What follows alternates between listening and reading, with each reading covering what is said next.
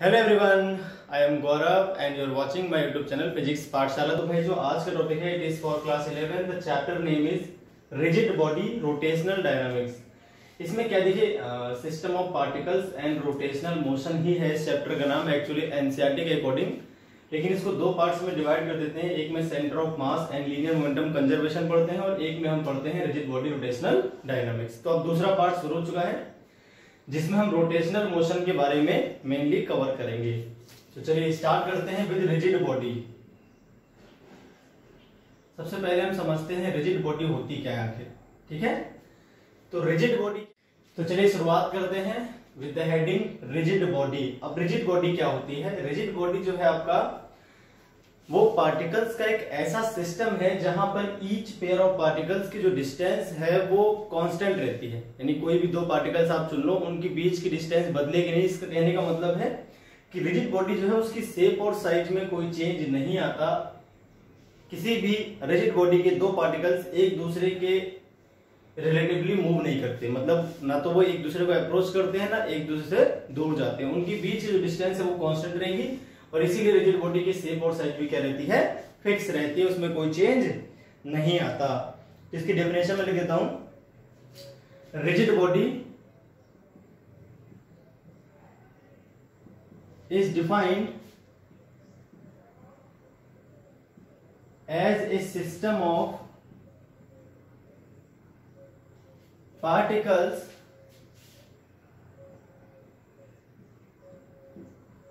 in which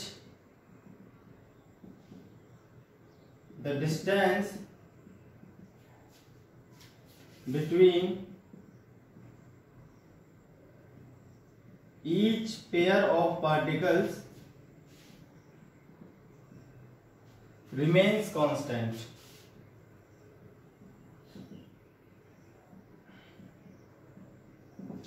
Remains constant, ठीक है।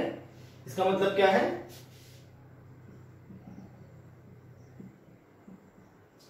Which means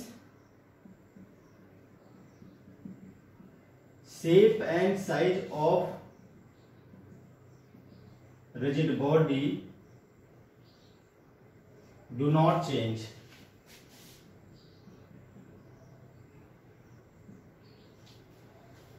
ये तो हो गया आपकी रिजिड बॉडी की डेफिनेशन। कोई भी आपके आसपास ऐसी बॉडी जिसकी शेप और साइज को इजीली चेंज ना किया जा सके, ठीक है, नॉर्मल फोर्सेस से। देखिए कोई भी बॉडी परफेक्टली रिजिड तो होती नहीं है, उसको तोड़ा तो जा ही सकता है, लेकिन नॉर्मली अगर कोई भी बॉडी है अपनी शेप और साइज में चेंज नहीं कर रही तो उसको आप बोल दोगे रिजिड बॉडी। क्या बोलोगे भाई? Rigid body. छोटे मोटे फोर्स से उसके शेप और साइज में कोई चेंज ना आता हो, ठीक है। तो ये हो गई डेफिनेशन। इसमें एक और बात ध्यान देने लायक है, वो भी समझ लो आप। For each pair of particles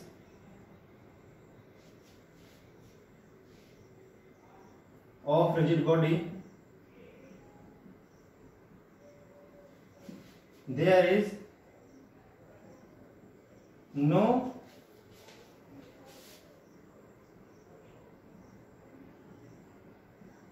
relative velocity of approach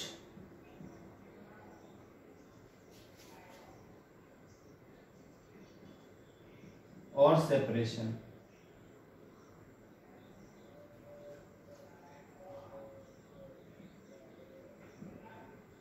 ठीक है, यानी पार्टिकल्स, रिजिड बॉडी के दो पार्टिकल्स हैं, उनके बीच कोई रिलेटिव वेलोसिटी नहीं होती, ना तो अप्रोच की ना सेपरेशन की। इसको मैं फिगर बना के आपको समझाता हूं। मान लीजिए आपके पास एक रिजिड बॉडी है और इसमें दो पार्टिकल्स आपने चूज कर लिए, तो उनके बीच की डिस्टेंस कब नहीं बदलेगी? जब भाई उनके बीच कोई मोशन ही ना हो रिलेटिवली एक दूसरे के रिस्पेक्ट में।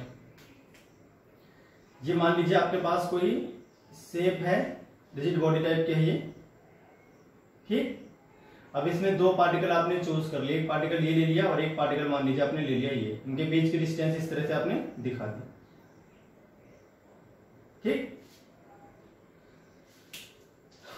मान लीजिए आपके पास एक पार्टिकल है जो कि इस डायरेक्शन में चल रहा है, जो उसकी स्पीड है वो v1 है, एंगल जो बना रहा है ये इनको मिलाने वाली लाइन से θ1 बना रहा है।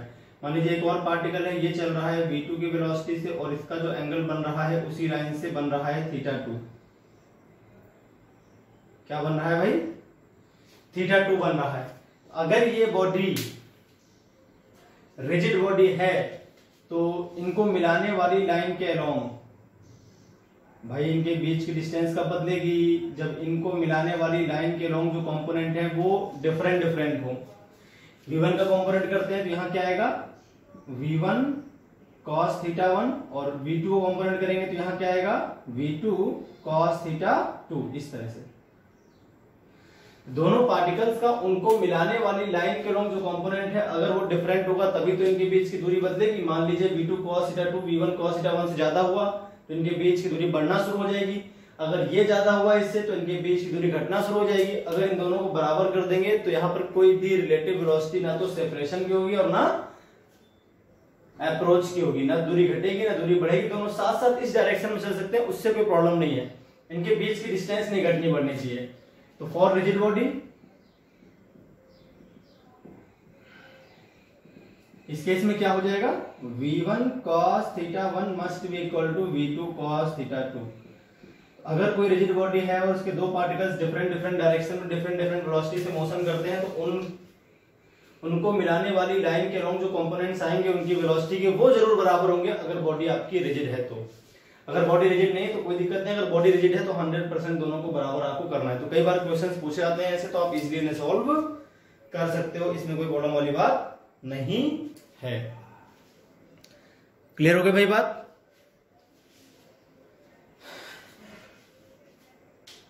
एग्जाम्पल के तौर पे मैं आपको एक क्वेश्चन भी करा देता हूं अभी के अभी लगे हाथ।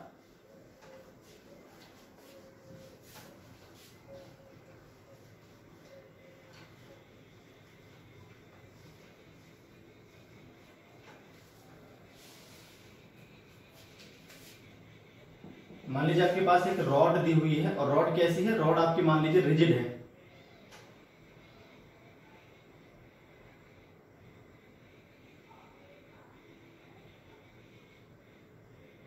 भाई आपकी जो रॉड है वो कैसी है, मान लीजिए रिजिड है।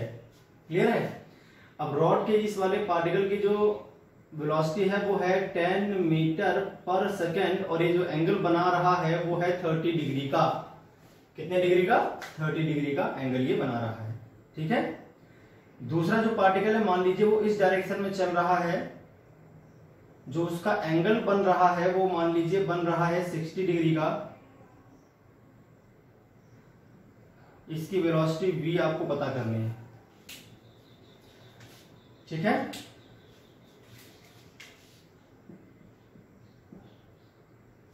Find the velocity v of other end of rod. इसका नाम b रख लेते हैं ना, इसका नाम a रख लेते हैं, तो अदर की जगह एंड b लिख देते हैं, एंड b ऑफ रॉड। ठीक है। रॉड आपकी रिजिड है तो हम जानते हैं इस केस में सॉल्यूशन कैसे करोगे आप, तुरंत इसका आंसर निकाल दोगे, कोई दिक्कत वाली बात इसमें नहीं होगी। कैसे करना है भाई, तुरंत कंपोनेंट कर लेंगे अलोंग द रॉड। तो अलोंग द रॉड अगर हम देखें कंपोनेंट, तो इसका जो कंपोनेंट आएगा वो कितना आएगा भाई, 10 इंटू cos 30, और दूसरे वाले एंड का जो कंपोनेंट आएगा वो कितना आएगा, v इंटू cos 60। दोनों क्या होने चाहिए, बराबर। तो v into cos 60 must be equal to 10 into cos 30, और cos 30 की वैल्यू होती है √3/2, cos 60 की होती है 1/2, v से भी कट गया तो 10√3 मीटर पर सेकेंड। ये नीचे हो गया आपकी वेलोसिटी। तो ये आपकी वेलोसिटी हो गई एंड बी की। क्लियर हो गई भाई बात। तो इस तरह से आप इजीली सॉल्व कर सकते हो, इसमें कोई दिक्कत वाली बात नहीं है। क्लियर। चलिए तो और बात कर लेते हैं आगे।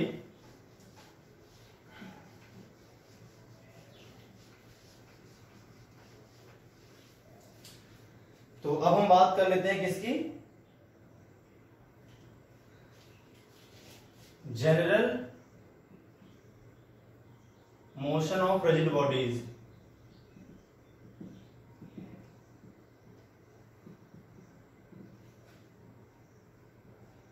रिजिड बॉडी जो है वो किस किस तरह से मोशन करती है, जरा आपको ये समझना है। नंबर फर्स्ट बात करते हैं translational.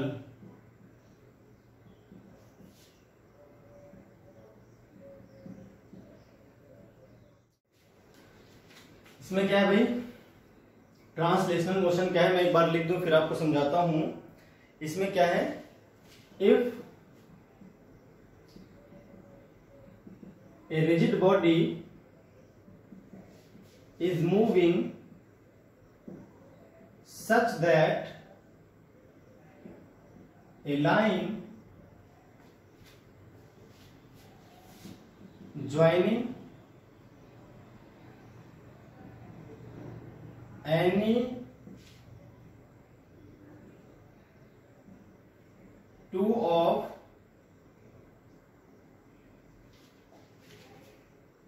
its internal particles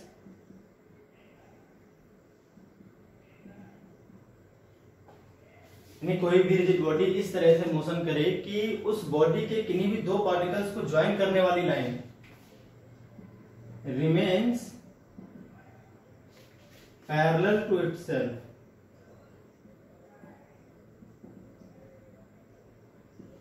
then motion is called translational motion. Then motion is called translational motion। Rigid body है कोई भी, वो इस तरह से मोशन करती है कि उसके दो पार्टिकल्स को मिलाने वाली लाइन हमेशा एक दूसरे के, वो हमेशा अपने ही पैरेलल रहती है, एक दूसरे के नहीं, हमेशा खुद के ही पैरेलल है। यानी दो पार्टिकल्स को मिलाने वाली लाइन इस तरह से मोशन हो रहा है कि वो हमेशा जब भी देखो तो जैसी वो थी उसी के पैरेलल वो आगे बढ़ती रहती है, उसी के पैरेलल वो आगे बढ़ती रहती है। और जो कुछ बातें वो भी लिखता हूं मैं, इन ट्रांसलेशनल मोशन, फिर मैं आपको फिगर के थ्रू समझाऊंगा पूरी बातें।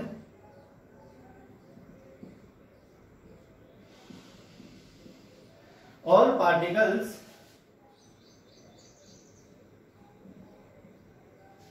Move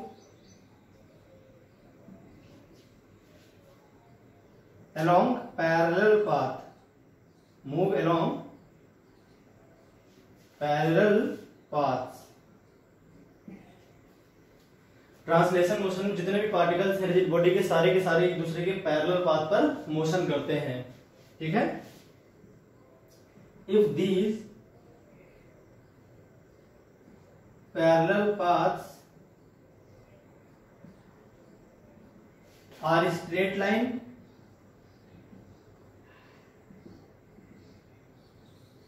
then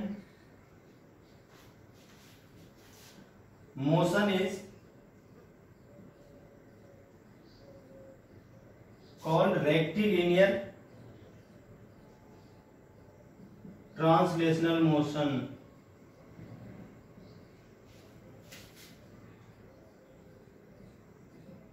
rectilinear translational motion तब कहते हैं जब सारे के सारे पार्टिकल्स एक स्ट्रेट पाथ पर मोशन करें, सभी पार्टिकल्स के जो पाथ है वो एक दूसरे के पैरेलल हो और जो पैरेलल पाथ है वो स्ट्रेट लाइन भी हो, मतलब सभी की सभी स्ट्रेट लाइन पर एक दूसरे के पैरेलल मूव करते हो।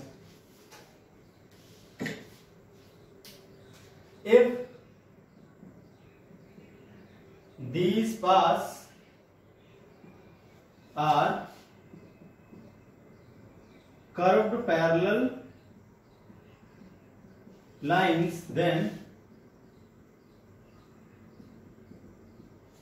motion is called curvilinear translational motion।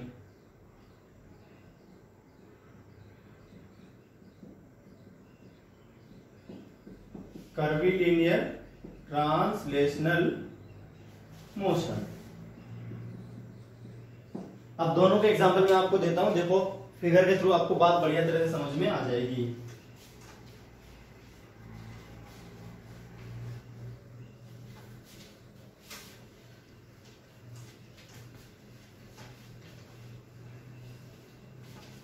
तो पहले हम बात करते हैं रेक्टिलिनियर ट्रांसलेशनल मोशन की।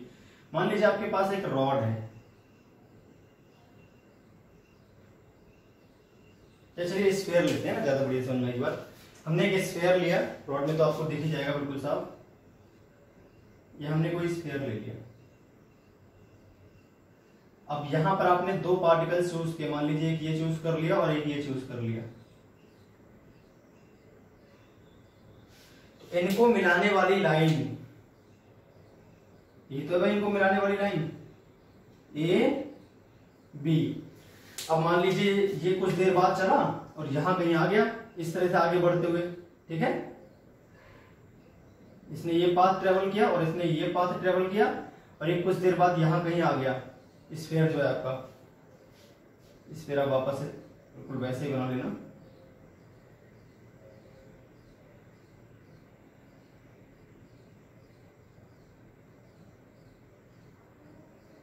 अब जो इनको मिलाने वाली लाइन थी दोनों पार्टिकल्स को,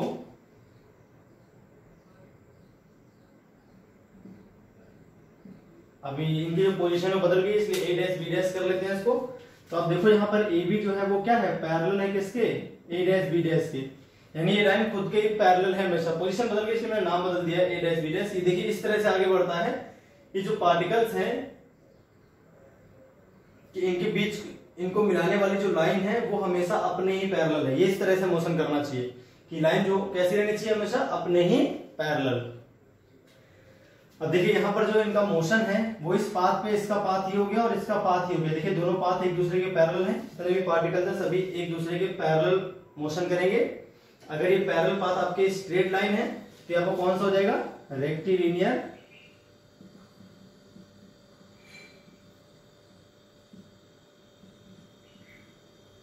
ट्रांसलेशनल मोशन कर रहा है। क्या कर रहा है, रेक्टिलिनियर ट्रांसलेशनल मोशन कर रहा है ये पार्टिकल। अब अगर ये घूम के तिरछी आती लाइन, मान ली तिरछी होती लाइन इस तरह से, तो हम बोलते हैं भैया रोटेशन भी कर रहा है। लेकिन अभी घूमी नहीं लाइन, बिल्कुल सीधी है, अपनी पैरेलल है, खुद के ही पैरेलल है, तो इसे हम क्या बोलेंगे, रेक्टिलिनियर ट्रांसलेशनल मोशन किया है इसने यहां से लेकर यहां। क्लियर है बात। बीच में भी अगर आप कोई पोजीशन बनाओगे तब भी ऐसे ही पाए जाएंगे हमेशा। तो ये इस तरह से मोशन कर रहा है, इस डायरेक्शन में आगे की ओर बढ़ रहा है। क्लियर है। रॉड समझे तो रॉड भी आपकी इस तरह से, मान लीजिए कोई रॉड है और ये इस तरह से आगे बढ़ी, एक पार्टिकल इसका यहां पर है, एक पार्टिकल इसका यहां पर है, और रॉड कुछ देर बाद यहां आ गई ऐसे आगे बढ़ के। दोनों पार्टिकल्स को मिलाने वाली जो लाइन है वो एक दूसरे के पैरेलल तो है हमेशा। ये देखो यहाँ पर दोनों पार्टिकल, जो पार्टिकल्स आपने चुने थे उनको मिलाने वाली लाइन खुद के ही पैरेलल है, और इनका जो मोशन है वो किस पाथ पे है, ये चल रहा है आपका इस तरह से और ये भी चल रहा है पार्टिकल इस तरह से। दोनों जो है एक पैरेलल पाथ पे मूव कर रहे हैं, दोनों particles straight line parallel path पे मूव कर रहे हैं। तो यहां से यहां तक जो इसका मोशन है वो कैसा है, ट्रांसलेशनल, रेक्टिलिनियर ट्रांसलेशनल मोशन है। दो एग्जांपल के तौर पे मैंने आपको समझा दिया। तो किसी भी रिजिड बॉडी के दो पार्टिकल्स को मिलाने वाली लाइन अगर खुद के ही पैरेलल मोशन, मतलब इस तरह से मोशन करे कि वो खुद के ही पैरेलल रहे हमेशा। अब बीच में भी रॉड बनाओगे तब भी वो ये लाइन और ये लाइन तीनों पैरेलल ही पाई जाएंगी। तो किसी भी इंस्टेंट तुम देखो इनको मिलाने वाली लाइन अगर खुद के ही पैरेलल है, इन दोनों पार्टिकल्स को मिलाने वाली लाइन हमेशा पैरेलल पाई जाएगी हमेशा। अगर बीच में कंडीशन नहीं तब भी यहाँ पर भी पैरेलल, यहाँ पर भी पैरेलल, तो ये सीधा चला है इसका मतलब। तो क्या बोल देंगे इसको, रेक्टिलिनियर ट्रांसलेशनल मोशन। अब हम बात कर लेते हैं कर्वीलिनियर ट्रांसलेशनल मोशन की। तो कर्वीलिनियर ट्रांसलेशनल मोशन क्या, जरा वो भी समझ लेते हैं एक बार। अब मान लीजिए आपका कोई रॉड है और उसके दो पार्टिकल्स को मिलाने वाली लाइन है तो खुद के पैरेलल ही, लेकिन जो पाथ ट्रेवल किया गया है पार्टिकल्स द्वारा, मान लीजिए रॉड घूम के यहां पर आ गई, इस तरह से आई और फिर यहां आ गई ऐसी, इस तरह से मोशन कर रही है। तो इसको मिलाने वाली जो लाइन है, दो पार्टिकल्स को मिलाने वाली जो लाइन है वो है तो अभी भी पैरेलल, अपने ही पैरेलल है। देखो यहां पर भी और यहां पर भी, लेकिन जो पाथ कवर किया गया है दोनों पार्टिकल्स के द्वारा वो स्ट्रेट लाइन नहीं है, वो कर्व है इस तरह से। अब इसका मोशन क्या कहलाएगा, देखो इनको मिलाने वाली जो लाइन थी यहाँ पर ए बी और ए डैश बी डैश, दो पार्टिकल्स को मिलाने वाली लाइन है तो खुद के ही पैरेलल, लेकिन जो पाथ ट्रेवल किया गया है पार्टिकल्स के द्वारा वो स्ट्रेट लाइन नहीं है, वो कर्व है। तो इसको हम क्या बोलेंगे, number second, curvilinear translational motion. Curvilinear translational motion, ये आपका कर्वीलिनियर ट्रांसलेशनल मोशन हो गया। ठीक है, इसमें क्या है, दो किसी भी बॉडी के दो पॉइंट्स को मिलाने वाली लाइन, किसी भी रिजिड बॉडी के दो पॉइंट्स को मिलाने वाली लाइन खुद के पैरेलल तो है थ्रू आउट द मोशन, लेकिन जो पार्टिकल्स के द्वारा कवर किया गया पाथ है, जो पार्टिकल्स ने ट्रेवल किया है, वो रास्ता जो है वो कर्व है, आपका स्ट्रेट लाइन नहीं है। तो क्या कहलाएगा, ये कहलाएगा आपका curvilinear translational motion, curvilinear translational motion. ठीक है, अगर मान लीजिए स्फीयर होता,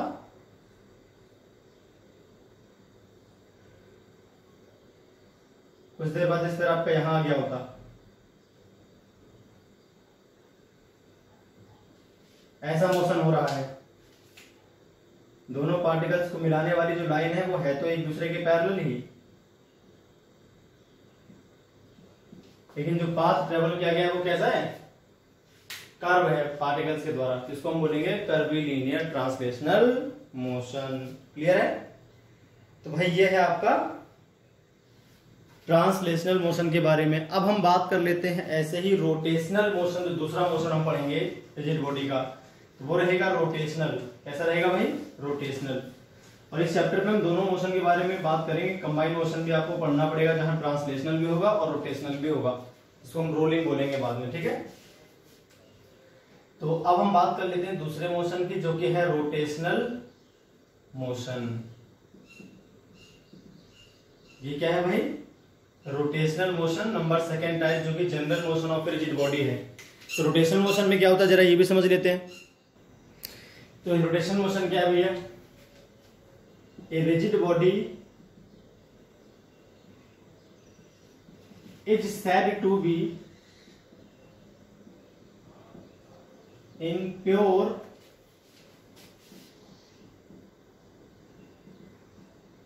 rotational motion if every particle of that body move along a circular path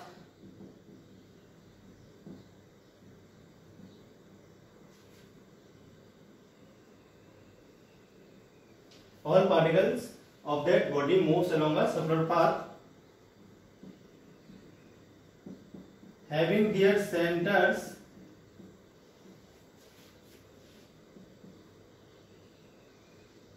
at the same line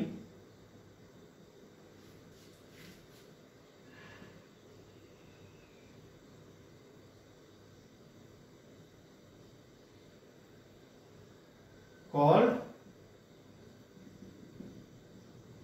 axis of rotation।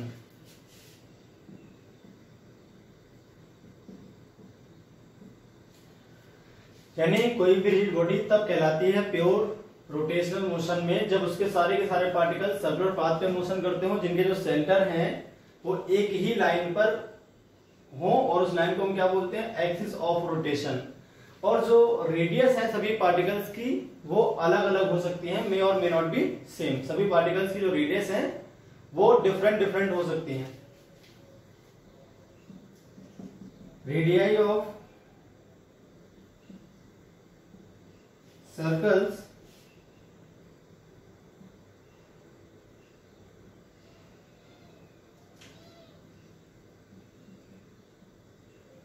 covered by different particles may be different। ठीक है, ये बात हो गई रोटेशनल मोशन की। लेकिन यहां पर एक बात कंफर्म है कि सभी पार्टिकल सेम टाइम में सेम एंगल स्वेप्ट करेंगे, but all particles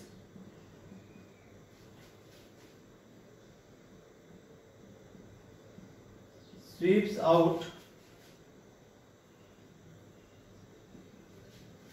same angle in same time interval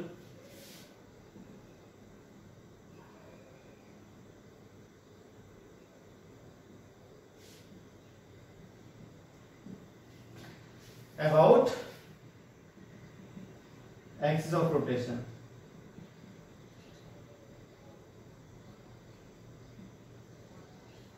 इसका मतलब क्या है, angular displacement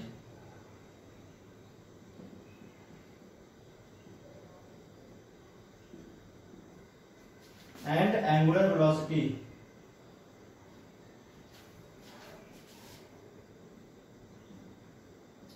for all particles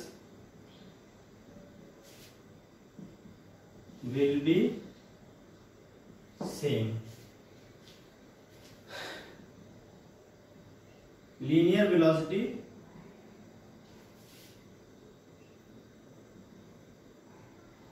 will be different for different particles।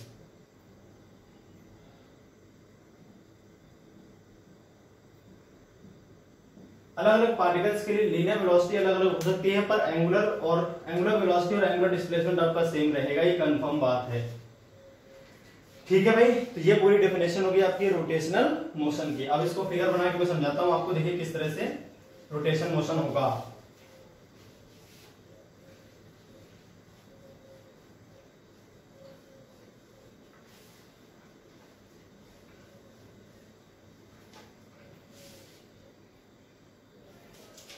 अब मान लीजिए आपके पास कोई रॉड है, इस रॉड को आपने यहां से फिक्स कर दिया, ठीक है, जेड के अबाउट एक एक्सिस गुजार दिया आपने, यहां से जेड एक्सिस है। रोटेशनल एक्सिस क्या भैया इसकी, जेड को मतलब आपको इस तरह से बनाना था, इसको ऐसे, ये एक्सिस है इसकी, और इसके अबाउट ये पूरी रॉड फिक्स मोशन कर सकती है। मतलब आप कुछ इस तरह से समझो, ये रॉड है, इसको मैं यहां से ऐसे पकड़ लूं, यहां से एक कील घुसा दूं इसके अंदर, व्हाइट बोर्ड के अंदर चली जाए, और उसके बाद इसको ऐसे घुमाऊं इस तरह से, इसी एक्सिस के अबाउट, इस एक्सिस के अबाउट। जैसे मेरी उंगली है, ये हुई एक्सिस, जेड एक्सिस की तरफ उंगली दिखा रखी है, एक्सिस ऑफ रोटेशन क्या है, ये मेरी उंगली। अब ये सारे के सारे पार्टिकल्स किस पे घूमेंगे, इसके जितने पार्टिकल्स सभी सभी सर्कुलर पाथ पर घूमेंगे, ठीक है, और सभी इसी एक्सिस के, सभी का जो सेंटर होगा वो इसी एक्सिस पर होगा, जेड एक्सिस पर ही तो होगा सभी का सेंटर जो होगा।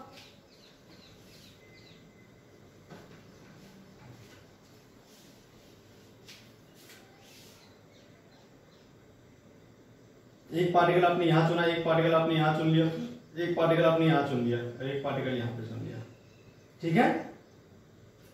कुछ समय बाद रॉड मान लीजिए आपकी इस तरह से हो गई,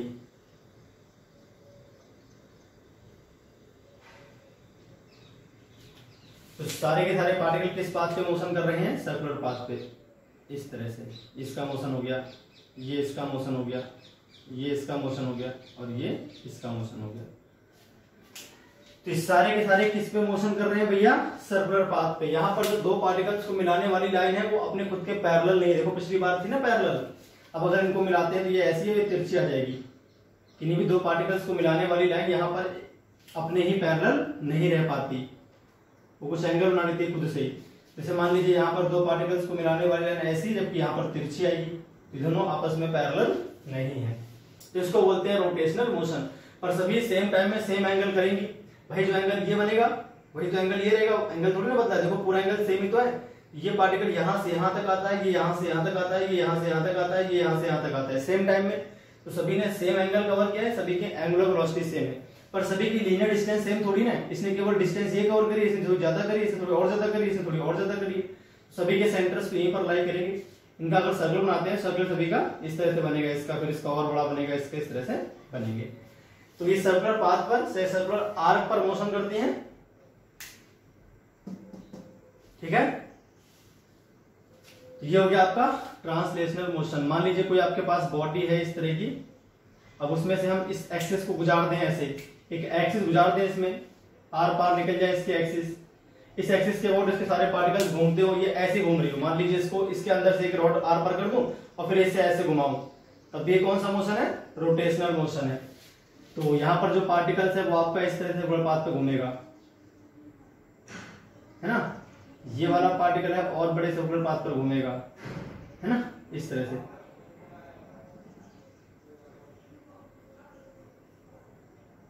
अलग अलग जो पार्टिकल्स हैं उनके सर्कुलर पाथ क्या है, अलग अलग हैं।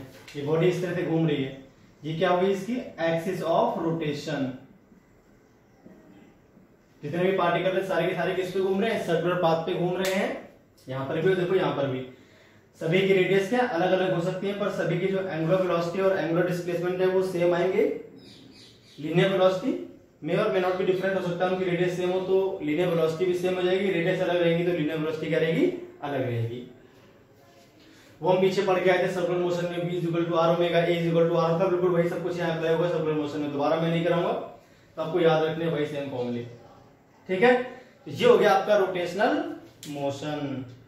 चलिए तो भाई आगे बढ़ चलते हैं।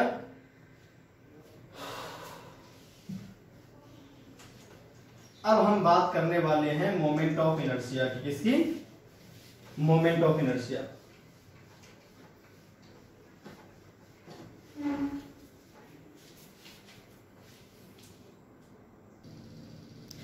तो अब हम बात कर लेते हैं मोमेंट ऑफ इनर्शिया के बारे में।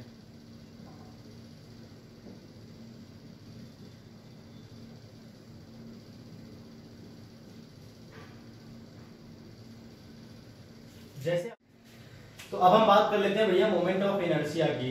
देखिए आपने लॉज ऑफ मोशन में कोई भी बॉडी जब एक स्ट्रेट पाथ पर मूव कर रही थी तो उसके यूनिफॉर्म मोशन में चेंज ना कर पाने की एबिलिटी, या फिर आप ऐसे बोल सकते हो वो यूनिफॉर्म मोशन जो है एक फिक्स डायरेक्शन में, उसमें चेंज का वो विरोध करती थी, रजिस्ट करती थी कि यूनिफॉर्म वेलोसिटी से वो एक डायरेक्शन में जा रही है, उसमें कोई चेंज ना हो। तो इस प्रॉपर्टी को हम बोलते थे इनर्शिया। क्या बोलते थे भैया, इनर्शिया। तो ऐसे ही अगर कोई बॉडी अपने यूनिफॉर्म रोटेशनल मोशन में चेंज का अपोज करती है, या वो खुद से अपने यूनिफॉर्म रोटेशनल मोशन में चेंज नहीं कर पाती है, तो इसको हम बोलते हैं मोमेंट ऑफ इनर्शिया। क्या बोलते हैं, मोमेंट ऑफ इनर्शिया। तो सिमिलर है इनर्शिया के, बस वहां पर क्या था, आप एक स्ट्रेट पाथ पर मोशन कर रहे थे, यहां पर आप रोटेशनल मोशन कर रहे हो, इतना फर्क है, ठीक है। यहां पर हम लिखेंगे the ability of a body to resist, to oppose the change in its uniform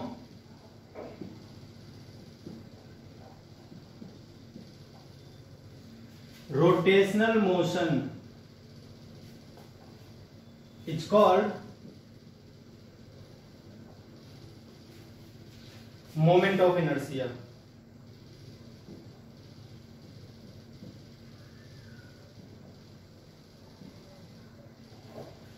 या फिर आप इसको भी बोल सकते हो the inability of a body to change its uniform rotational motion by itself. खुद से चेंज न कर पाना भी आपका मोमेंट ऑफ इनर्शिया ही कहलाएगा, वो बस कहने का तरीका बदल गया। यहां पर क्या है, जब भी आप किसी बॉडी के रोटेशन, जैसे मान लीजिए कोई बॉडी यूनिफॉर्म एंगुलर वेलोसिटी से रोटेशन मोशन कर रही है ना, उसकी स्पीड कम हो रही है ना ज्यादा, एक ही स्पीड से घूमे जा रही है, तो उसकी स्पीड कम या ज्यादा जब आप करोगे तो वो उसका अपोज करेगी। इस प्रॉपर्टी को बोलते हैं मोमेंट ऑफ इनर्शिया। या फिर वो खुद से अपनी स्पीड को कम ज्यादा नहीं कर सकती, आपको बाहर से टॉर्क लगाना पड़ेगा।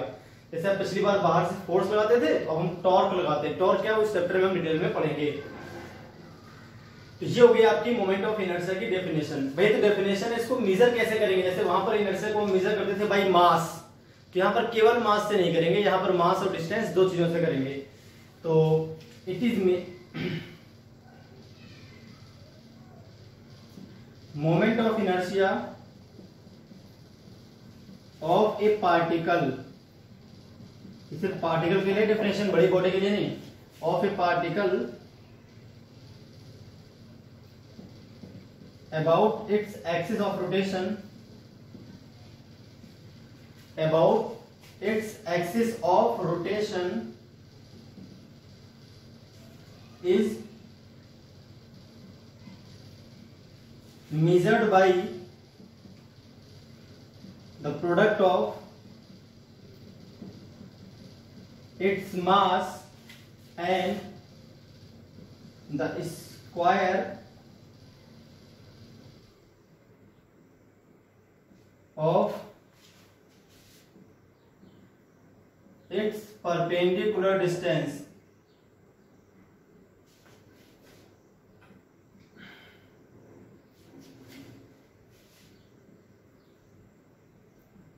from axis of rotation।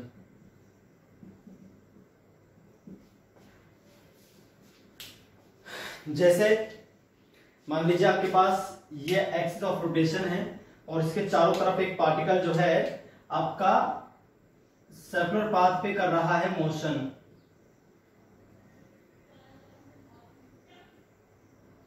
इस पार्टिकल का मास क्या है m, इसकी जो डिस्टेंस है फ्रॉम एक्सिस ऑफ रोटेशन, ये हो गया आपकी एक्सिस ऑफ रोटेशन।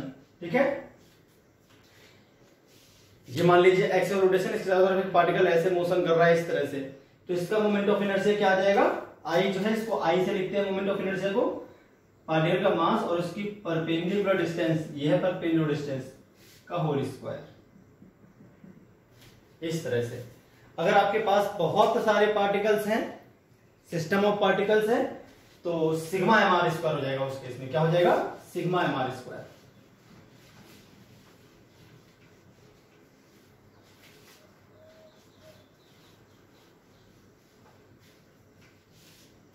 क्या लिखते हैं, for a finite sized body और सिस्टम ऑफ पार्टिकल्स।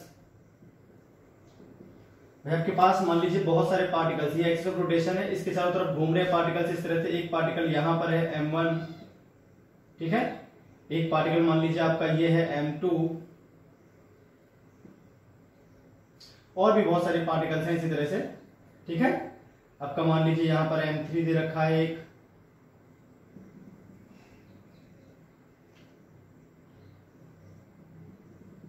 इस तरह से घूम रहे हैं सारे के सारे अलग अलग।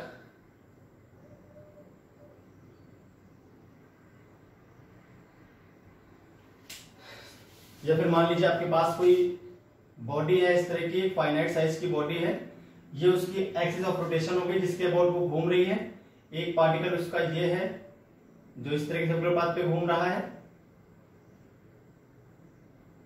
दूसरा पार्टिकल और बड़े सर्कुलर पाथ पे घूम रहा है, तीसरा पार्टिकल है ये।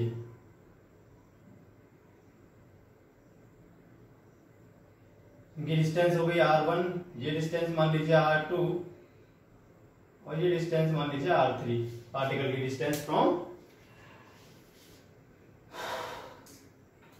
ये है एक्चुअल में डिस्टेंस। वो बात वही, इधर से भी डिस्टेंस वही आएगी, सर्कुलर पाथ है ना, ये r1 हो गई, या r2 हो गई, इधर से ले लो, ये क्या हो गया आपकी r3 हो गई।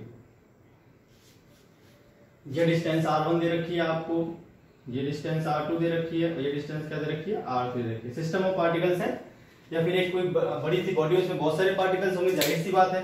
तो ये बड़ी सी बॉडी का मोमेंट ऑफ इनर्शिया कैसे निकालोगे, इसके जितने भी पार्टिकल्स हैं सभी का मास और उनके रिस्पेक्टिव जो डिस्टेंसेस हैं उनके स्क्वायर के प्रोडक्ट के सम के बराबर आएगी जो मोमेंट ऑफ इनर्शिया आएगी यहाँ पर। तो I इज इक्वल टू आएगा आपका सिग्मा एम आर स्क्वायर, जहां m की वैल्यू 1 से लेकर n तक रहेगी, m नहीं सॉरी, यहां रख लेते हैं कोई स्मॉल i और ये स्मॉल i, जहां i की वैल्यू 1 से लेकर n तक रहेगी अगर n पार्टिकल्स हैं तो। इसका मतलब हो गया I is equal to m1r1 square plus m2r2 square and so on mnrn square. किसी बॉडी में अगर बड़ी सी बॉडी है, उसमें बहुत सारे पार्टिकल्स हैं, तो उसका मोमेंट ऑफ इनर्शिया आप इस तरह से निकालोगे। ठीक है, डेफिनेशन में आप बोलोगे the moment of inertia of a finite sized body is equal to the sum of product of the masses of the particles of that body and the square of their respective distances from axis of rotation। Definition चाहे तो आप लिख सकते हो, particle तो मैंने बता दिया आपके लिए, क्या ये भी डेफिनेशन आप लिख सकते हो इस फॉर्मूले से। For a finite sized body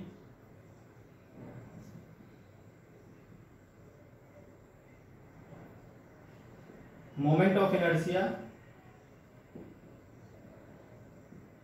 its moment of inertia about a given axis of rotation is equal to the sum of product of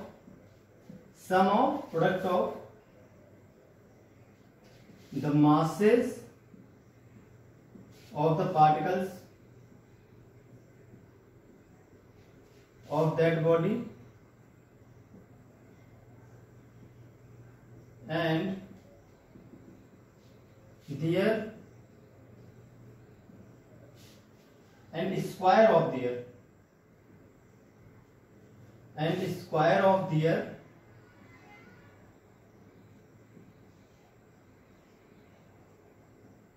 respective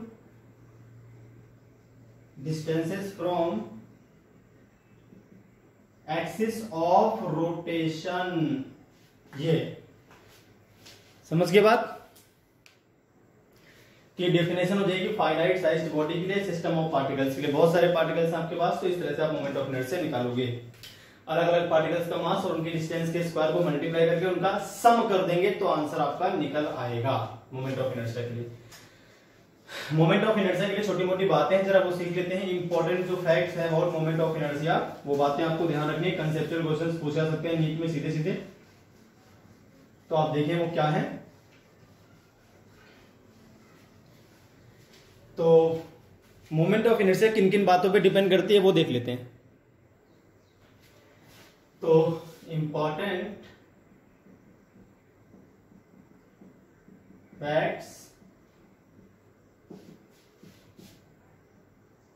about moment of inertia.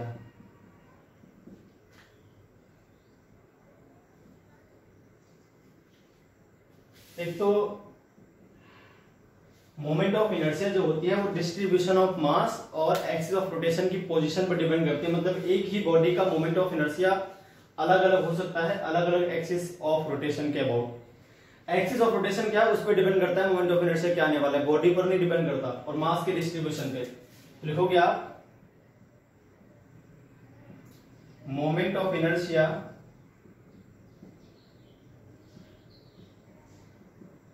Depends on mass,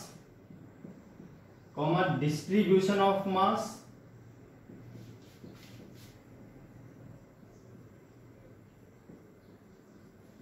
and the position of axis of rotation।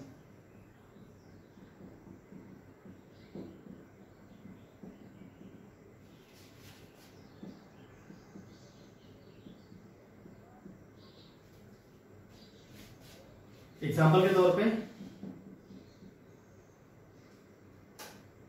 Moment of inertia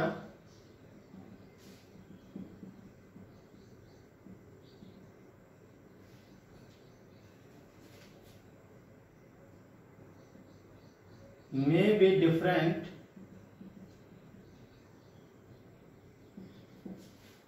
about two different axes of rotation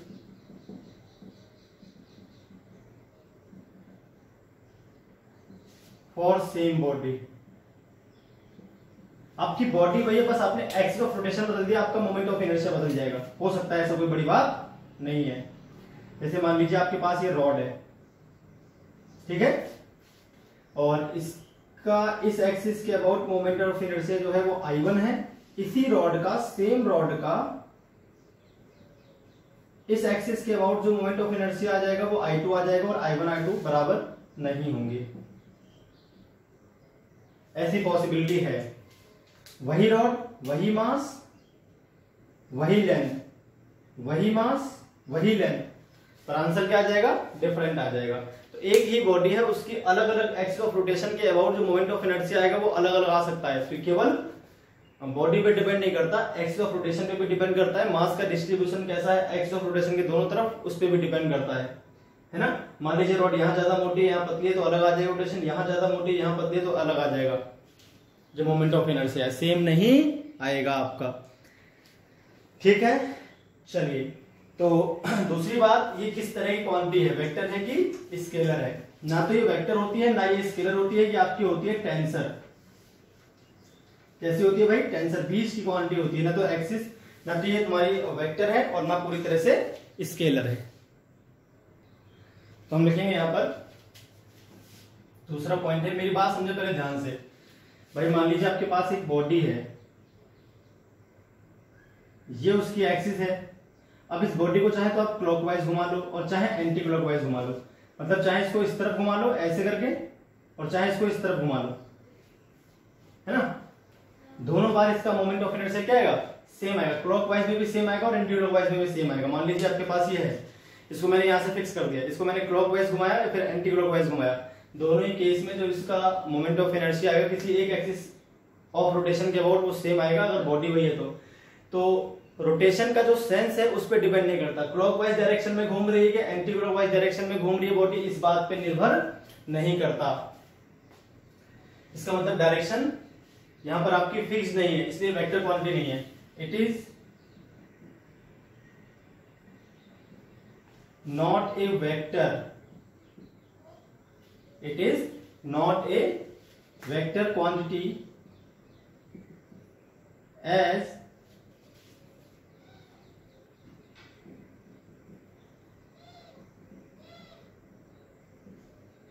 its direction of motion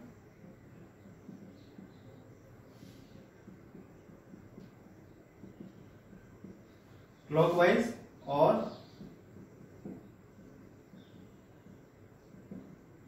anti-clockwise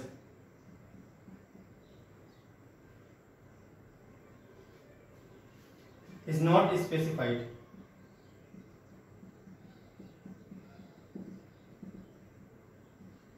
And it is not a scalar also. ये scalar भी नहीं है, क्योंकि अगर इसका motion आपने किसी और डायरेक्शन में कर दिया, जैसे मान लीजिए इस प्लेन के अबाउट घूम रही थी, इसको ऐसे घुमाना शुरू कर दिया किसी और प्लेन में, तो इसका मोमेंट ऑफ इनर्शिया आपका बदल जाएगा।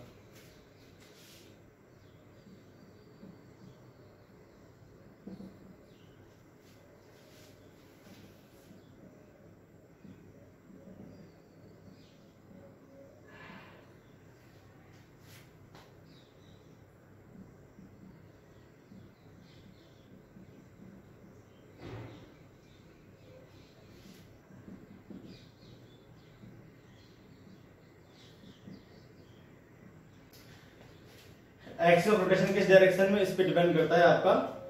तो ये पूरी तरह से वेक्टर भी नहीं और पूरी तरह से स्केलर भी नहीं है। It is a tensor quantity. कुछ गुण इसमें वेक्टर के हैं और कुछ गुण इसमें स्केलर के हैं, इसलिए हम क्या बोलते हैं, इसको टेंसर क्वांटिटी बोलते हैं। ना तो स्केलर बोलते हैं ना वेक्टर बोलते हैं। दूसरा पॉइंट ये हो गया आपके पास, ठीक है। तीसरा पॉइंट देखिए,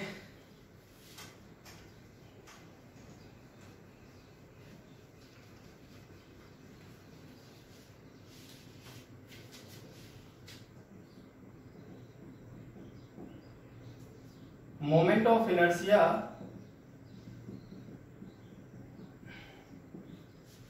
is independent of angular velocity, angular acceleration,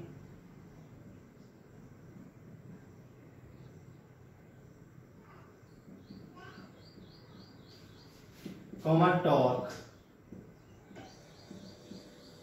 ये बॉडी कितनी तेज घूम रही है, उसका एंगुलर एक्सीलरेशन क्या है, उस पर कितना टॉर्क काम करता है, इस बात पर निर्भर नहीं करती मोमेंट ऑफ इनर्शिया, ठीक है। वो तो केवल बॉडी के शेप और साइज और उसके एक्सिस ऑफ रोटेशन पर निर्भर करती है, उसका मास डिस्ट्रीब्यूशन क्या है इस बात पर निर्भर करती है। क्लियर होगी बात? तो नेक्स्ट इंपॉर्टेंट पॉइंट क्या है जरा वो भी देख लेते हैं इसका। नेक्स्ट इंपॉर्टेंट जो पॉइंट है उसमें क्या है, मान लीजिए आपकी सेम मास और सेम रेडियस की एक हॉलो और एक सॉलिड बॉडी है।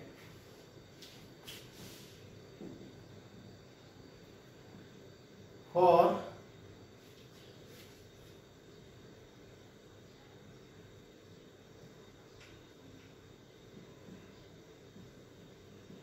for two bodies of same mass and same radius or size,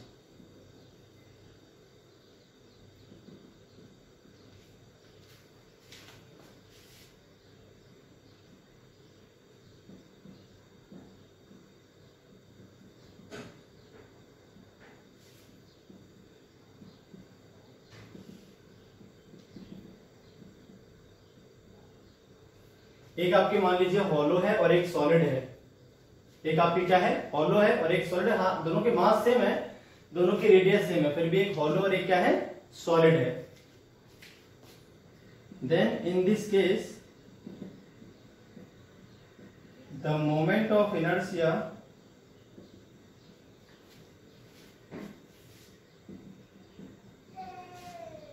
of hollow body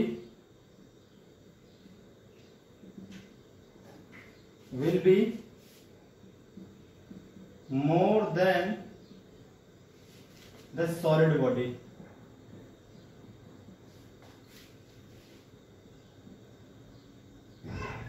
because moment of inertia depends upon mass distribution, mass distribution पे depend करता है। तो मास डिस्ट्रीब्यूशन पे डिपेंड करता है, इसलिए ऐसा क्यों ऐसा होगा समझते हैं एक बार। चलिए मान लीजिए आपके पास ये हॉलो है, हॉलो सिलेंडर है, और एक आपके पास सॉलिड सिलेंडर है। सेम है रेडियस दोनों की और सेम मास, इसका भी m है और इसका भी क्या है, m है। अब देखो मेरे पास ध्यान से सुनो, यहाँ पर एक्सिस ऑफ रोटेशन है, यहाँ पर भी एक्सिस ऑफ रोटेशन है। इसका मोमेंट ऑफ इनर्शिया I1 है, इसका मोमेंट ऑफ इनर्शिया I2 है। ये आपका सॉलिड है पूरा, ये हॉलो है और ये क्या है, सॉलिड। तो I1 जो है आपका बड़ा आएगा I2 से। ऐसा क्यों होगा जरा ये समझते हैं। देखो यहाँ हॉलो है, सारा मास क्या है, सर्कमफेरेंस पे, यहाँ पर जो आउटर सरफेस है सारा मास वहीं पर, तो यहाँ पर सारा मास अंदर भी है। तो अगर इसके सारे पार्टिकल्स देखेंगे तो ये दूरी जो है, देखो यहाँ वाला जो पार्टिकल है उसकी दूरी एक्सिस ऑफ रोटेशन से कम है, यहाँ वाले थोड़ी ज्यादा और यहाँ वाले की सबसे ज्यादा। यहाँ सारे पार्टिकल जो कि आउटर सरफेस पे, तो सभी की दूरी क्या है, रेडियस के बराबर है। यहाँ जो पार्टिकल्स है सभी की दूरी रेडियस के बराबर तो है नहीं, कुछ की दूरी जो है वो रेडियस से कम है और कुछ की तो बिल्कुल जीरो, जो एक्सिस पे पाई जाएंगे उनकी तो जीरो ही हो जाएगी। यहाँ जो पार्टिकल्स हैं वो एक्सिस के पास भी है और बाहर भी है। यहाँ सारे के सारे बाहर है, एक्सिस के पास कोई नहीं है। और जो मोमेंट ऑफ इनर्शिया है वो चूंकि डिस्टेंस जो होती है पार्टिकल्स की उन पे भी डिपेंड करता है। यहाँ सारे पार्टिकल्स काफी दूरी पर हैं, यहाँ कुछ पार्टिकल्स कम दूरी पर है, कुछ ज्यादा दूरी पर है। तो यहाँ का जो मोमेंट ऑफ इनर्शिया आएगा जाहिर सी बात ज्यादा आएगा। मास तो इसका भी सेम है और इसका भी सेम है, सारे पार्टिकल्स मिलाकर उतनी मास की यहाँ भी है और सारे पार्टिकल्स मिलाकर उतनी मास की यहाँ भी है। पर यहाँ पर डिस्टेंस क्या है सभी की, देखी जाए एवरेज डिस्टेंस तो कम आ जाएगी, यहाँ पर सभी की एवरेज डिस्टेंस क्या है, ज्यादा है। तो डिस्टेंस पे भी डिपेंड करता है, इसलिए I1 जो है ग्रेटर देन क्या आ जाएगा, I2 क्या आ जाएगा। तो सेम मास की आपके पास दो बॉडीज हो, दोनों की शेप सेम हो, एक हॉलो हो और एक सॉलिड हो, मास सेम होने चाहिए। तो उस केस में जो हॉलो है उसकी ज्यादा होती है मोमेंट ऑफ इनर्शिया हमेशा किससे, सॉलिड वाले से, क्योंकि सॉलिड वाले में जो पार्टिकल्स हैं वो एक्सिस ऑफ रोटेशन के पास भी होते हैं कुछ, तो उनकी दूरी जो एक्सिस ऑफ रोटेशन से है, अगर सभी पार्टिकल्स की एवरेज दूरी निकाली जाए तो यहाँ पर कम बैठेगी, यहाँ पर एवरेज दूरी क्या है, ज्यादा बैठेगी। डिस्टेंस पे भी डिपेंड करती है मोमेंट ऑफ इनर्शिया, इसलिए हॉलो की हमेशा ज्यादा आएगी। क्लियर होगी बात। जैसे रिंग और डिस्क में ज्यादा किसकी आएगी, अगर सेम मास हो रिंग और डिस्क का तो हमेशा रिंग की जो मोमेंट ऑफ इनर्शिया है वो ज्यादा आएगी किसके कंपैरिजन में, डिस्क के कंपैरिजन में। ठीक है, चलिए हॉलो स्फीयर है और एक सॉलिड स्फीयर है, ज्यादा किसकी आएगी? हॉलो स्फीयर की, अगर मास दोनों का सेम है और रेडियस दोनों की सेम है तो। यूनिट क्या होती है इसकी मोमेंट ऑफ इनर्शिया की? यूनिट होती है किलोग्राम मीटर स्क्वायर, किसमें? एसआई में। और ग्राम सेंटीमीटर स्क्वायर किसमें हो जाएगी? सीजीएस में। डायमेंशन एल टी स्क्वायर क्या जाएगी? एल नहीं, एम टी स्क्वायर, ये डायमेंशन होगी। ये भाई पूरी बातें थी मोमेंट ऑफ इनर्शिया के बारे में जो मैंने आपको सिखा दी और बता दी। क्लियर है? तो इस तरह से आप इजीली सॉल्व कर सकते हो यहां पर क्या? Moment of inertia. ठीक है,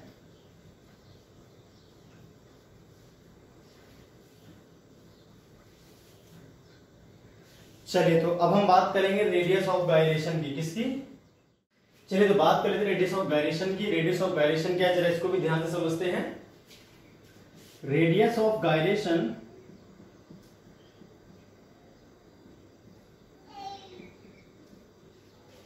of a body for a given axis of rotation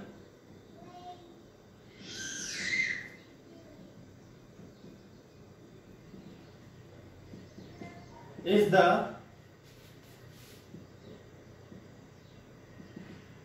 perpendicular distance of a point from axis of rotation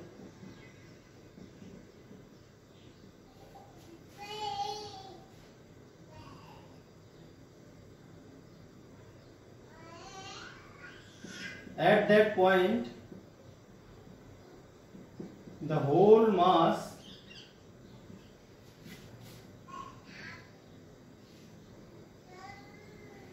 of that body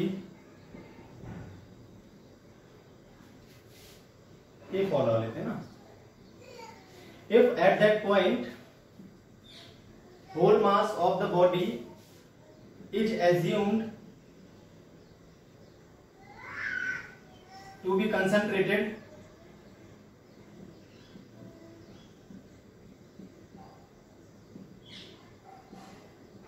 then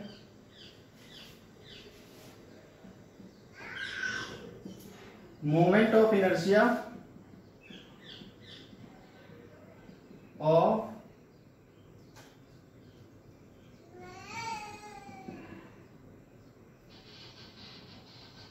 point mass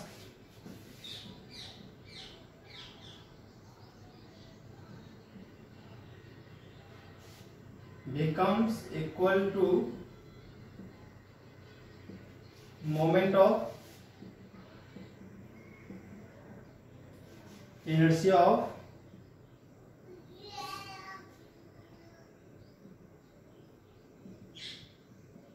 that body about that axis। फिर इस बात को समझते हैं क्या लिखा हुआ है। रेडियस ऑफ गायरेशन क्या है? किसी भी बॉडी की मान लीजिए कोई एक्सिस ऑफ रोटेशन दे रखी है, उसके अबाउट उस बॉडी की आपको निकालनी है रेडियस ऑफ गायरेशन। तो क्या करोगे? उस पूरी बॉडी को आप एक पॉइंट मास से रिप्लेस कर दोगे और उस पॉइंट मास का मोमेंट ऑफ इनर्शिया अगर उस बॉडी के मोमेंट ऑफ इनर्शिया के बराबर आता है तो उस पॉइंट मास की जो दूरी है एक्सिस ऑफ रोटेशन से, उस दूरी को बोलते हैं रेडियस ऑफ गायरेशन। अब मैं इसे करके दिखाता हूं तब आपको समझ में आएगी। तो अब इसको डेफिनेशन को नोट कर लो, ठीक है? फिर मैं समझाता हूं मैं क्या कहने वाला था। डेफिनेशन आपने नोट कर ली होगी तो अब देखिए जरा फिगर से पूरी बात समझिए।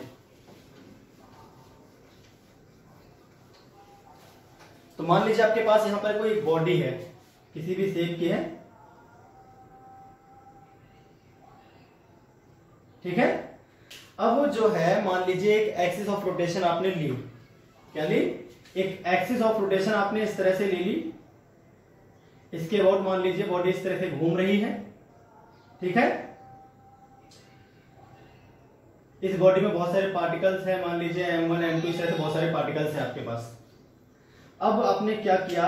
इस पूरी बॉडी को एक पॉइंट मास से रिप्लेस कर दिया। इस पूरी बॉडी को अगर आपने एक पॉइंट मास से रिप्लेस कर दिया, अलग से बना रहा हूं मैं, यहाँ पे एक पॉइंट मास मान लीजिए आपने मान लिया जिसका जो मास है वो पूरी बॉडी के मास के बराबर है। पूरी बॉडी का मास आपका कैपिटल एम है, तो इस अकेले पॉइंट का मास भी क्या है, कैपिटल एम है। और इसकी जो डिस्टेंस है, इसकी जो डिस्टेंस है परपेंडिकुलर ये from the axis of rotation, इसको आपने के मान लिया, तो के को ही बोलते हैं रेडियस ऑफ गायरेशन। ठीक है, स्मॉल के से लिखते हैं इसको रेडियस ऑफ गायरेशन। डिस्टेंस को आपने के मान लिया। यहां पर क्या है, बहुत सारे पार्टिकल्स थे आपके पास, m1 था, m2 था, m3 था। ठीक है, इसकी जो डिस्टेंस थी वो r1 थी, इसकी जो डिस्टेंस थी वो r2 थी, इसकी जो डिस्टेंस थी वो r3 थी, इस तरह से था। तो इस बॉडी का इसके अबाउट जो मोमेंट ऑफ इनर्शिया आएगा वो हम जानते हैं, I moment of inertia of body is equal to moment of inertia of point mass. जिसका जो मास है वो पूरी बॉडी के मास के बराबर है, मतलब यहां पर जो मास आएगा वो m1 plus m2 dash mn। मान लीजिए इसमें n पार्टिकल्स है, कितने पार्टिकल्स हैं, n पार्टिकल्स हैं। तो अगर इस बॉडी में n पार्टिकल्स है, सभी के मास को हम ऐड कर देंगे, पूरा मास कैपिटल M आ जाएगा। तो इन सभी पार्टिकल्स के मास के बराबर इस अकेले का मास है। जो पॉइंट मास मैंने एज्यूम किया है यहाँ पर, उसकी परपेंडिकुलर डिस्टेंस को बोलते हैं रेडियस ऑफ गायरेशन। अगर पॉइंट मास का मोमेंट ऑफ इनर्शिया बॉडी के मोमेंट ऑफ इनर्शिया के बराबर आ जाए तो जो क्या आएगा उस के को बोलते हैं रेडियस ऑफ गायरेशन। तो यहाँ पर आ जाएगा सीधे m के स्क्वायर, कि भाई पॉइंट मास का पूरा मास तो m ही है ना। यहां पर आप करोगे तो क्या आ जाएगा, sigma mr square, small I जहां स्मॉल आई की वैल्यू 1 से लेकर n तक रखनी है, तो m1 r1 square plus m2 r2 square plus mn r किसके बराबर आ जाएगा, m के स्क्वायर। किसके बराबर आ गया भैया, m के स्क्वायर के। तो k इज इक्वल टू कितना आ जाएगा यहां से, m1 r1 square m2 r2 square dash mn rn square upon में क्या आ जाएगा, total mass m। Total mass जो है वो आपका m1 प्लस m2 के बराबर ही तो है।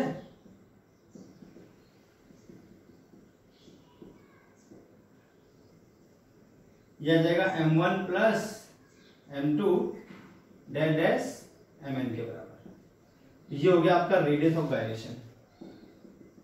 क्या होगी भाई आपके पास, रेडियस ऑफ गायरेशन। तो इसको बोलते हैं रेडियस ऑफ गायरेशन, जो मैंने आपको बता दिया।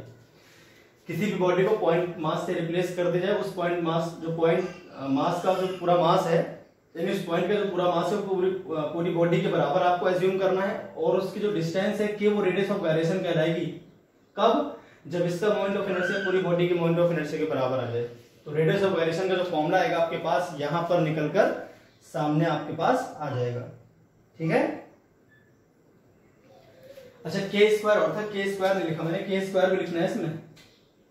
यहां पर रूट भी लगाना है, क्या लगाना है, रूट लगाना भूल गया तो मैं रूट और लगा लेंगे। तो इस तरह से आपकी रेडियस ऑफ गायरेशन निकल आएगी। रेडियस ऑफ गायरेशन जो है आपकी वो डिपेंड करती है एक्सिस ऑफ रोटेशन पे। किस पे डिपेंड करती है, एक्सिस ऑफ रोटेशन पे डिपेंड करती है। वही मास डिस्ट्रीब्यूशन पे भी डिपेंड करेगी। Radius of gyration depends on axis of rotation.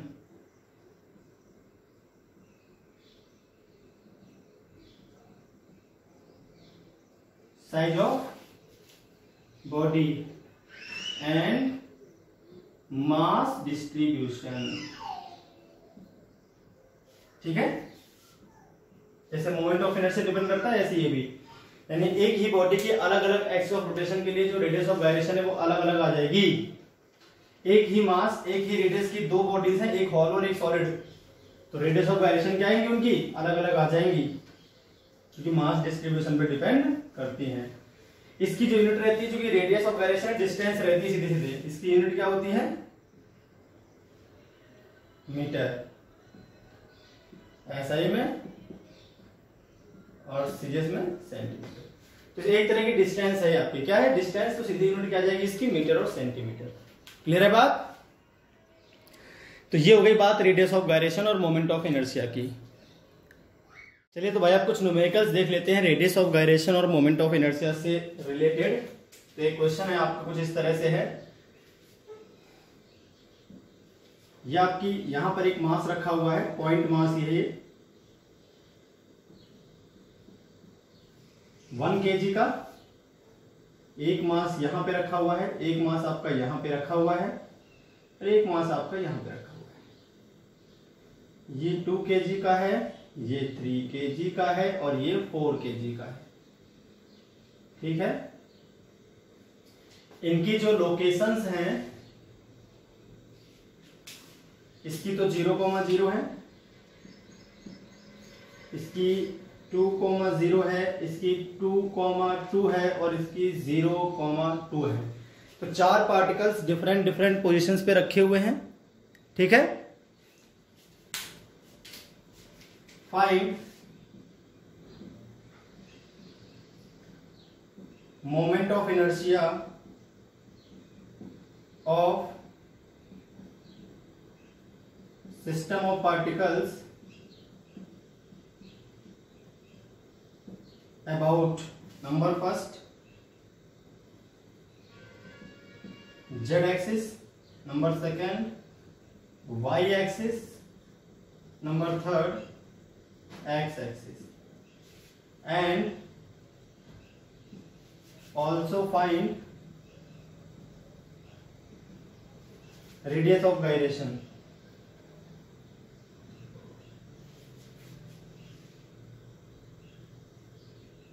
in first, second and third।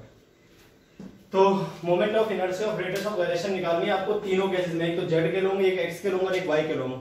ये आपकी ओरिजिन है 0,0।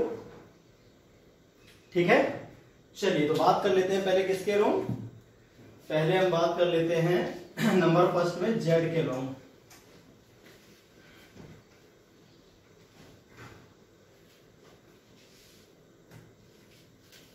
अबाउट जेड एक्सिस,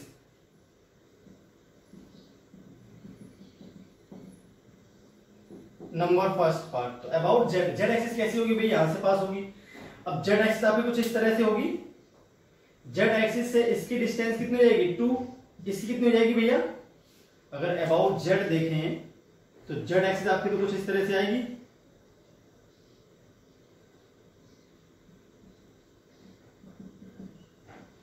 तिरछी बनाई है मैंने, एक्चुअल में इस तरह से है। तो इस पार्टिकल की जो डिस्टेंस होगी परपेंडिकुलर फ्रॉम जेड, ये 2 और ये 2, तो ये आ जाएगा आपके पास 2 का स्क्वायर ऐड करेंगे तो √8, 2√2।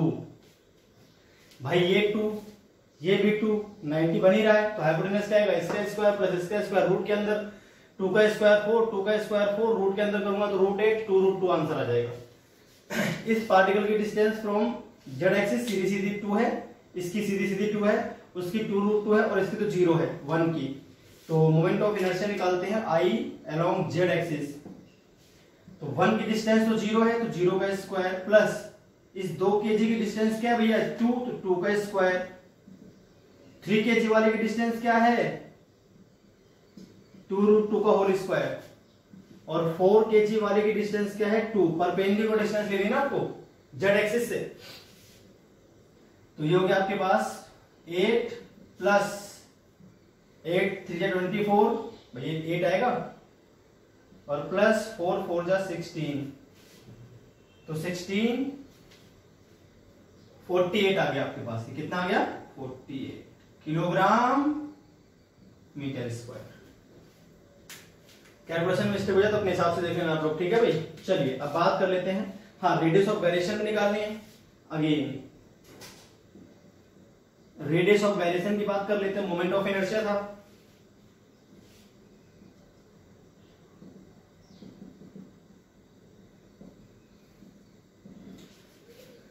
अब बात कर लेते हैं रेडियस ऑफ गायरेशन। तो भी किसके लॉन्ग जेड एक्सिस के लॉन्ग, तो के जेड बोल देंगे। रूट हम जानते हैं क्या होता है फॉर्मूला। तो मोमेंट ऑफ इनर्शिया सीधे लिख सकते हैं ऊपर डायरेक्ट, वही तो निकालेंगे m1 r1 square plus m2 r2 square plus m3 r3 square plus m4 r4 square, है ना। तो सभी पूरे सिस्टम का मोमेंट ऑफ इनर्शिया और उस पूरे सिस्टम का मास डिवाइड कर दो, आपका आंसर आ जाएगा सीधे सीधे, खत्म कहानी। तो फॉर्मूला वैसे भी क्या था अपने पास m1r1 square plus m2r2 square plus m3r3 square plus m4r4 square divide में सभी के मासेस का सम होल रूट। तो 1 + 2 + 3 + 4 जो सीधे मीटर में आने वाला है, ये तो भी निकाला है 48 आएगा सीधे सीधे। तो 48 डिवाइड में 4 3 7 2 9 1 10, तो रूट 4.8 मीटर क्या आ जाएगी भाई, रूट के अंदर 4.8 मीटर। ये आ गई रेडियस ऑफ गायरेशन। अब ऐसे ही आप निकालोगे y और x एक्सिस के अबाउट भी निकाल दो। तो बात कर लेते हैं y एक्सिस के अबाउट। जब हम y एक्सिस के अबाउट बात करेंगे तो y एक्सिस आपकी हो जाएगी जो बनी हुई है, तो इससे जो डिस्टेंस आएगी सभी पार्टिकल्स की y एक्सिस से, इसकी डिस्टेंस भी हो जाएगी 2 और इसकी डिस्टेंस भी 2, बाकी दोनों की तो 0 हो जाएगी, इसकी और इसकी 0 हो जाएगी y की एक्सिस के अबाउट जब हम करेंगे। तो यहां पर कर लेते हैं i y, तो 1 का 0 रहेगा, 2 का सही है, 3 का सही है और 4 का 0 हो जाएगी डिस्टेंस। अरे यार 4 और 1 तो इसी एक्सिस पर आ जाएंगे ना, तो इस एक्सिस से उनकी डिस्टेंस तो 0 हो जाएगी y वाले से, इसकी और इसकी डिस्टेंस आएगी केवल। तो ये कितना हो जाएगा देखो, 0 + 8 + 24 + 0 कितना हो गया ये 32। मोमेंट ऑफ इनर्शिया आ गया y एक्सिस के अबाउट 32, और k अगर देखें तो k के साथ भी ये कहानी बनेगी, बस यहाँ 0 हो जाएगा, यहां आ जाएगा आपके पास 32, ये आ जाएगा 3.2 रूट के अंदर मीटर। ये आ गया आपका y एक्सिस के अबाउट। क्लियर है। अब हम बात कर लेते हैं, एक मिनट ये गड़बड़ कर दिया मैंने, यहाँ पे 2 आएगा सिर्फ, 2 √2 नहीं आएगा, डिस्टेंस 3 वाली 2 रहेगी ना, यहाँ पे रुकिए, यहाँ पे कितना जाएगा 3 4 12 आएगा सिर्फ, ये 20 आएगा, y के अबाउट 20 आएगा। एक मिनट रुकिए, गड़बड़ कर दिया मैंने, 20 तो 2,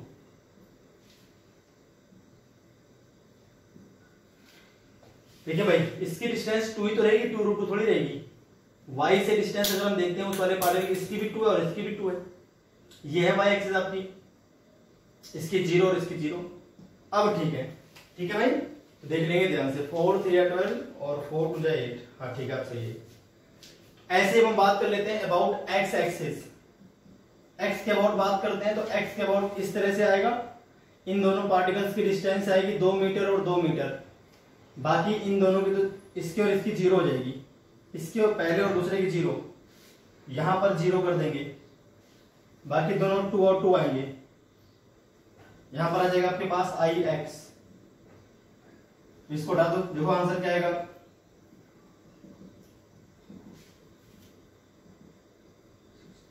कितना आ गया भाई ये 28। अलग अलग एक्सिस के अबाउट आंसर क्या आ रहा है, अलग अलग आ रहा है, तो kx कर लेते हैं, यहां पर 0 हो जाएगा, यहां पर 2 हो जाएगा, ये 28 आ जाएगा, तो रूट 2.8 मीटर आंसर हो जाएगा। तो भाई इस तरह से आपको ये सॉल्व करने होते हैं मोमेंट ऑफ इनर्शिया वाले क्वेश्चन। क्लियर है। तो आज हमने बिल्कुल बेसिक चीजें पढ़ी थी, तो इसके बाद हम फाइनाइट साइज बॉडी के लिए कुछ डेरिवेशन करेंगे नेक्स्ट वीडियो लेक्चर में, और जितने भी स्टेप्स हैं सभी की हम मोमेंट ऑफ इनर्शिया और रेडियस ऑफ गायरेशन निकाल के आपको बताएंगे। परपेंडिकुलर और पैरेलल थ्योरम भी हम नेक्स्ट वीडियो लेक्चर में ही कवर करेंगे। तो आज के लिए इतने, फिर मिलते हैं नेक्स्ट वीडियो लेक्चर में रिजिड बॉडीज के रोटेशनल डायनामिक्स चैप्टर के साथ। ठीक है।